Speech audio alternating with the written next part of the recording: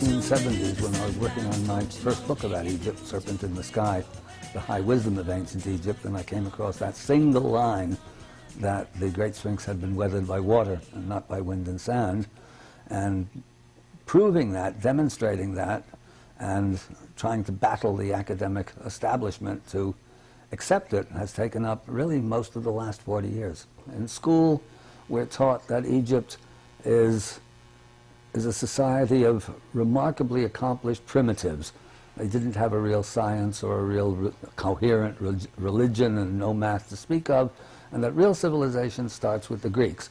Symbolist Egypt contends and proves that this picture is basically incorrect, that if understood correctly, the Egyptians were practicing what we would call a sacred science, a science of cosmic principles, and the masters of this science were able, through that knowledge, to create the unquestionable or the unquestioned masterpieces of art, architecture, and sculpture that we experience when we go to Egypt.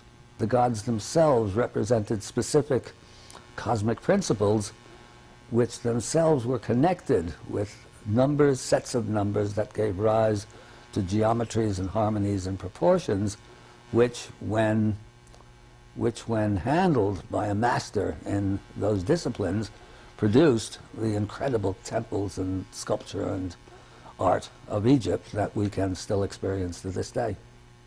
The extraordinary wrongness of everything you've ever been taught about ancient civilizations, the smoking gun evidence coming out of Turkey, actually, not just Egypt, that proves that everything you've ever been taught is incorrect, and the implications of rethinking and recalibrating everything we've ever believed about our human past and about the evolution of civilization itself will be briefly what I'll be talking about. Next year there is a Chronogram trip, either late October or November, somewhere 2011, but it will give everybody an opportunity to experience something they have never experienced before, and that is a true civilization at work.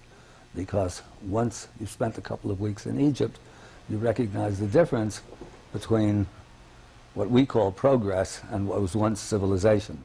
Egypt is like sex. Why is it like sex? Well, because you can read all about it and you can look at pictures, but until you've experienced it, you haven't a clue as to what it's really all about. Well, so with Egypt.